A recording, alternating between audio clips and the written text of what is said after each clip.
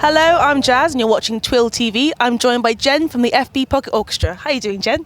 Hiya, thanks for having me. Thanks for coming down. It's really nice to see you. How are you enjoying Lavatory so far? It's awesome. We have such a good time when we come to Lavatory. It's so nice to be back. Is it your first time here? You've been last year was your first time? Last year was the first time, and we've been invited back, so we're really happy. Oh, you're doing something right, brilliant. And where are you playing whilst you're here?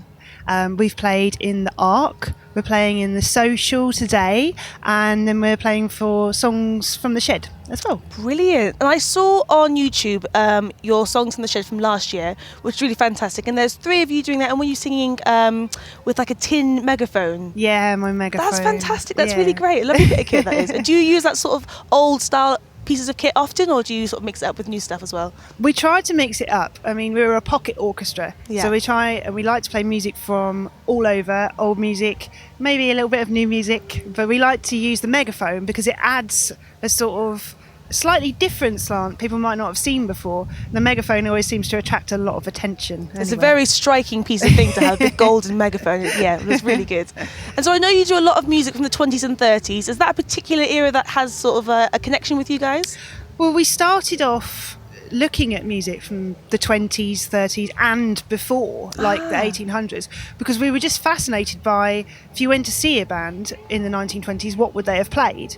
And then the project's really grown from there to explore roots music, to explore classical, country, all sorts of things. We're lucky enough to run our own record label and run a studio, so we can record, rehearse, do whatever we want, and it's so liberating. So it's an awesome project to do. That's amazing. That sounds like you've got a real sort of variety of genres going on in there. Tell me more about your recording studio. So where is that based? It's on the south coast, and we've got a live room that's made of almost entirely of wood. So all acoustic musicians can come in, and it will be a really natural sounding room. We've got a lovely mic cupboard, and we've got a Bechstein grand piano, which we're lucky enough to be lent on a semi-permanent basis. That's fantastic. So, that's some really impressive pieces of kit there. yeah, well, really we love it because it means that there's so much more scope to record and rehearse and do whatever we need to do. We've got our space available, and then we can invite our friends in as well. That's so it's great. So do you do your recordings out of there, your albums? Do you make and master and mix them from your recording studio? Yeah, everything's in-house, Yeah. and all of us are involved in the production side. Amazing. And the obviously the performance side as well. Oh, fantastic. And then we're an iTunes provider, so it kind of comes full circle. I We see. do everything. The whole shebang. Wow, that's amazing. So how did you get into music? What's your musical journey? How did it start, and how has the progression come to where you are now? Well, It's a big question, It sorry. is a big question. I started playing the piano when I was 6, and then a whole bunch of things happened, which I don't really remember. But the most influential thing to me was joining a big band when I was about 16, and that was one of the youth bands that people go to on a Saturday morning, and it really changed the way I thought about music because I'd only ever played classical up until then. So I was able to look at jazz and explore maybe things I hadn't thought about, and I was lucky enough to play with Chrissy Lee, who's a female drummer. She's so inspiring. Wow. And it just really brought it home to me that I could actually do this.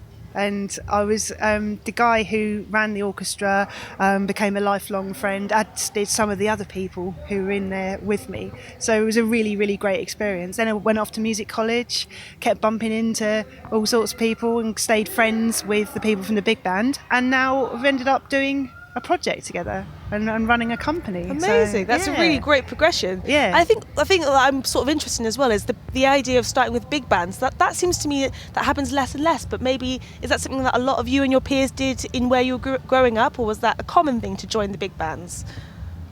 I think youth music is changing.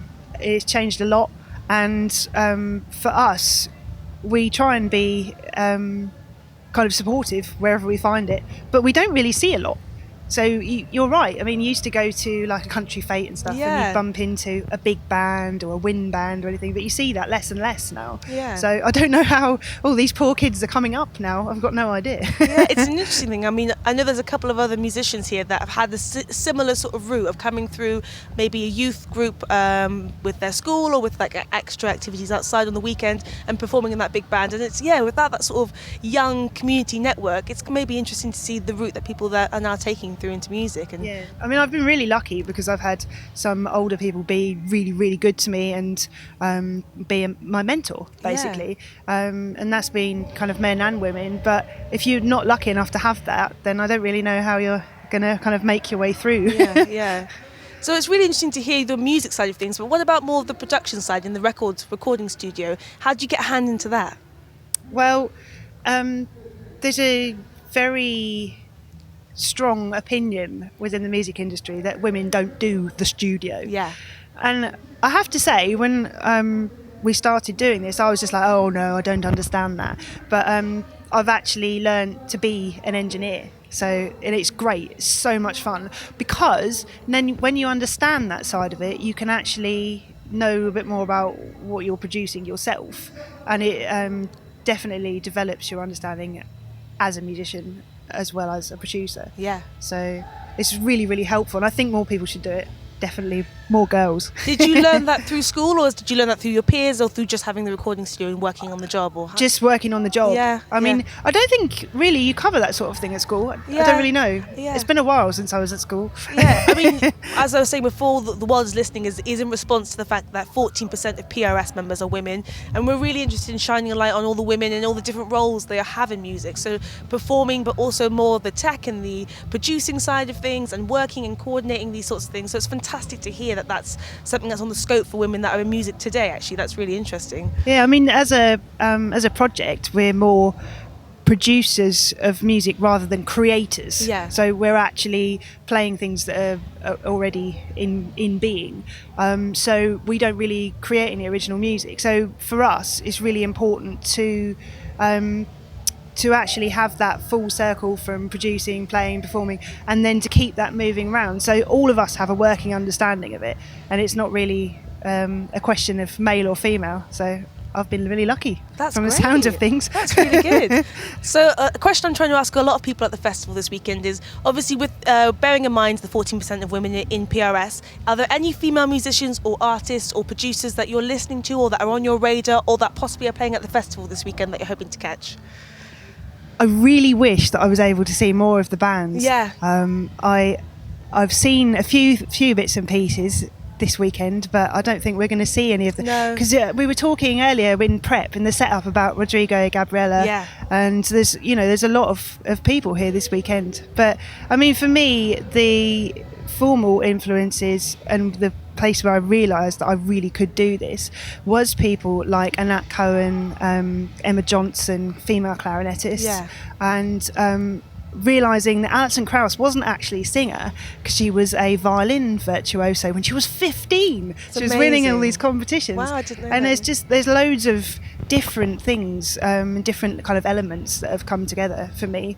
And I think if you asked me to name them all, we'd probably be here for the rest of the day. Another interview, another time. Amazing. Well, thank you so much for taking the time, Jen, to speak with us. It's been a real pleasure. I know you've got a busy weekend, so I hope that you manage to get more than 4 hours sleep at some point this weekend. Thank you. Thank you for very having me. much. Thanks very much.